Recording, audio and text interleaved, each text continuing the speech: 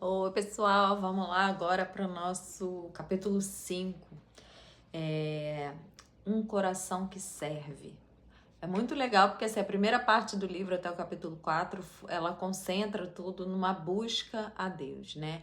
E agora essa segunda parte do livro ela vai falar sobre as prioridades de Deus. É inevitável que quando você começa a buscar muito o Senhor, você começa a entender a mente de Cristo, né? O que vem primeiro, o que é mais importante. E sem dúvida, um coração que serve é a primeira coisa que você se depara quando você começa a conhecer Jesus. Porque Jesus, ele serviu, né? Ele veio à Terra, ele veio ao ponto de morrer por nós, né? Então, tudo que ele fez na Terra não foi por ele mesmo, ele fez por nós, né? Por amor, né? Então, um coração que serve é muito importante se você quer ter um coração segundo o coração de Deus, né? E ela começa falando muito sobre o casamento dela, né? Porque ela casou, não era crente, ainda não tinha se convertido, não era cristã. E ela diz que eles se casaram apaixonados e tudo, só que os primeiros anos de casamento foram uma tortura, porque era muito desafiador, foram muito difíceis, eles brigavam muito, se humilhavam o tempo todo, eles, enfim, aquele caos. E vieram as crianças e piorou tudo, ao invés de melhorar, né? Eles viviam com um conflito e tentando preencher o vazio, aí tinha um monte de hobby, viviam, né, assim, cada um os seus hobbies separadamente, até que se converteram, os dois entenderam que podia ser tudo diferente, os dois começaram a olhar um para o outro de outra maneira, né, com a esperança, né, de que em Deus tudo podia mudar e se dispor. A primeira coisa que acontece, gente, com quem conhece Jesus é a capacidade que você tem ali em Deus de ser transformado. Isso muda tudo ao seu redor, muda quem você é, né? E impacta as outras pessoas. Então, isso aconteceu com ela. E principalmente ela conta que começou a ler a Bíblia e logo em Gênesis ali 2, né, 18, ela ficou impactada com o que ela leu quando leu que o Senhor, na hora de criar a mulher, ele falou: far-lhe-ei uma auxiliadora que lhe seja idônea. Né? Deus criou a mulher com um propósito, claro, foi como um design, uma ferramenta de design preparada para auxiliar o homem, para ser uma ajudadora, né? Então isso é muito lindo, você ver que a mulher ela tem um monte de habilidades, realmente nós temos, né? Muitas habilidades para ser ali um suporte para o marido, né? E aqui, assim, ela fala bastante sobre esposa, né? É claro que a gente vai focar no que ela fala aqui, mas, gente, não tem como você seguir Jesus e fugir do ser servo, né? De servir a quem tá próximo, né? E que o exemplo é Cristo, né? Que não veio para ser servido, mas para servir, como diz a palavra, né? E ela fala que aquilo impactou tanto a vida dela que ela começou a perceber que, cara, tava tudo errado na cabeça dela. Que a vitória dela, então, seria ajudar o marido, né? Tipo, em tudo aquilo que ele pensasse, quisesse, tivesse um sonho, uma coisa que ela poderia estar auxiliando ele e que ela preenchendo esse lugar, ela seria satisfeita, né? E ela fala que, caramba, começou a mudar completamente a visão dela sobre tudo, né? E que ela começou a estar sempre ali perto dele, sendo suporte, né? E ou seja, né, é muito interessante você entender, vai entendendo o seu papel, né, o propósito da sua vida, isso dá todo um significado nessa coisa do serviço. O que eu sinto, assim, só abrindo um parênteses, né? Hoje em dia é muito desafiador você viver isso aqui que eu falei até agora. Porque, né, a gente sabe que as mulheres estão cheias de poder e se o cara não tá afim de né, me apoiar nos meus sonhos, então, não sei o quê. Muita independência, né? A gente tem muitas vontades. E o sistema todo, né, assim, do mundo, a nossa criação, se você não nasceu, né, com os conceitos bíblicos, você cresce para ser empoderada, né? Só que a verdade é que a gente não dá para ser feliz assim, gente. A gente precisa realmente entender que existe um plano divino na maneira como Deus nos fez, sabe? E nenhuma pessoa, gente, assim, ou seja homem, seja mulher, né? Essa cultura do egoísmo, de ser o centro de tudo, né? Isso não traz felicidade, assim. As pessoas podem ter tudo. A gente vê quantas pessoas aí que tem tudo, tem riqueza, alcançaram os sonhos e quando viu se deparou com o vazio de novo. Porque não se trata disso, não se trata de ter, de eu, não. Se trata de o quanto você recebe ao doar, né? Melhor é dar do que receber, né? Diz a palavra. Então, essa é a realidade, né? A gente é feliz quando a gente faz outras pessoas felizes e, enfim, é toda uma cultura diferente, né? A cultura do reino de Deus, ela é o oposto do que tem aí fora. Então, que o Senhor nos ajude a mudar a nossa mentalidade, porque a felicidade mesmo, gente, ela tá em Cristo.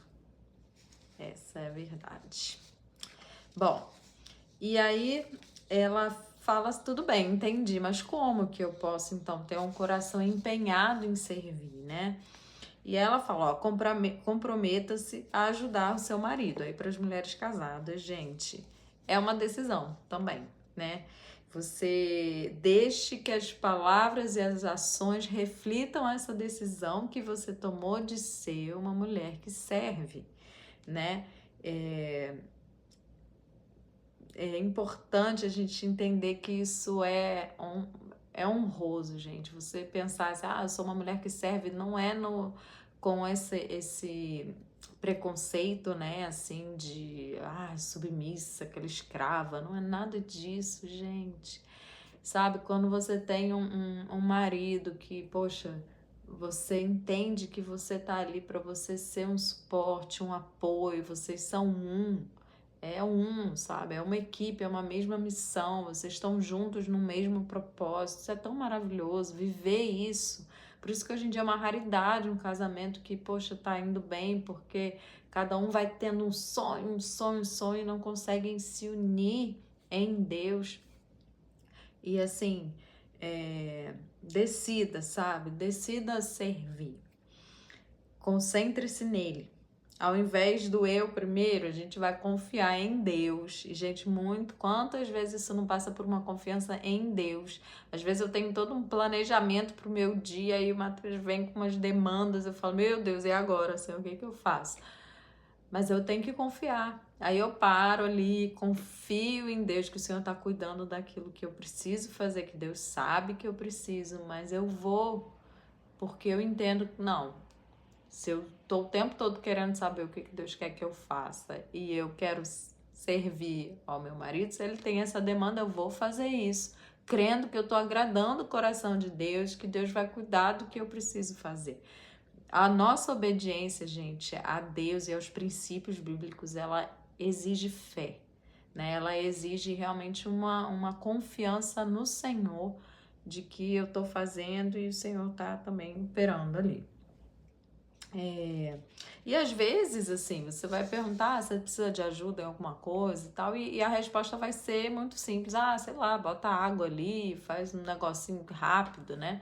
Tem dia que vai ser moleza, tem outros dias que ele vai querer coisas mais difíceis, né? Mas a gente tá aqui para isso, gente, sabe? A nossa alegria é fazer do nosso marido um homem vitorioso, um cara que alcança, né, aquilo que Deus quer para ele também, né? E aí ela fala que levantou esse lema assim na vida dela, né, de todo dia perguntar pro marido, você precisa de alguma coisa? Tem alguma coisa que eu posso te ajudar? E que isso virou um hábito, né? E ela tá preparada, tipo, tem dia que vai ser pouca coisa, tem dia que vai ser muita coisa. E outra coisa interessante que ela fala, né, que quando ela passou a entender que ela devia se concentrar nele, né, nas necessidades dele, não na dela, ela passou a se perguntar sempre assim, isso que eu quero falar, atrapalha ou ajuda, né? E aí ela cita uns casos, né, que ela conheceu um casal que o marido, por exemplo, teve que fazer uma viagem a trabalho Só que a mulher ficava reclamando e no caso, assim, não tinha motivo da mulher ter ciúme nem nada, não era nada assim desse tipo. Ela só não queria que ele fosse, só que não tinha o que fazer, ele tinha que ir. Então, esse tipo de coisa que às vezes a gente não é sábio, né, no jeito de falar. Bom, se você não tem um marido hoje, né, ou se você não é não é uma mulher, no caso, você é um homem. De qualquer maneira, gente, o serviço é muito importante na sua vida. Não se deixe enganar, porque servir é um traço de maturidade cristã. Tipo, não tem como você, que entendeu quem Jesus é, não se dispor para servir. Você vai servir o próximo, você vai servir na igreja onde você vai, servir, sabe, aos vizinhos, ser bênção aonde você tá, isso é servir ao outro, né? É você tá comprometido com isso, né? Em suprir necessidades das outras pessoas também, né? E eu vejo que muita gente hoje, às vezes foge, né, do serviço, não tem um compromisso, digamos assim, com o serviço. E aqui eu já tô falando mais na questão de ministério, né? E como isso afasta a gente, como isso impede a gente de crescer em Deus, de amadurecer, sabe? Outro dia eu tava falando com a minha irmã, né? A Diana, pra quem conhece. E a gente falando, né, de como o comprometimento com o serviço já livrou a gente tantas vezes da gente mesmo. Porque tem dia que você tá cansado, tem dia que você não quer, tem dia que acordou, né, com a nuvenzinha preta e você tá assim, não quero, não quero. Mas aí depois você vai, porque o seu compromisso ali, sabe, é com as pessoas, você tem um compromisso de servir aos outros, você não tá fazendo aquilo por você só, não é para eu ter prazer, não é para eu sair do culto cheia, não é para eu só receber, não, eu tenho um compromisso de servir aos outros, sabe? Então é uma coisa que eu sou movida por um amor às outras pessoas, não tem necessariamente a ver comigo. Então não importa como eu tô no dia, eu tô presente. E quantas vezes esse entendimento livrou a gente de permanecer ali mal do jeito que estava. Porque, gente, é impossível que você vá para um lugar onde a presença de Deus está e você não seja transformado, impactado, e você não fique muito melhor do que antes. E você aí, então, vê Deus agir, é tão bom. Então, assim, o comprometimento em servir os outros sempre tem uma recompensa eterna. E assim, não é algo que você talvez vai entender com a sua mente carnal. Eu sei que esse capítulo ele é desafiador para muita gente, para muitos crentes, inclusive, mas o servir, nossa, é uma característica básica, assim, do Senhor, né? O que Ele veio fazer, o que Ele fez por mim, por você, não tem preço que pague, não tem serviço que a gente vá fazer para recompensar, né?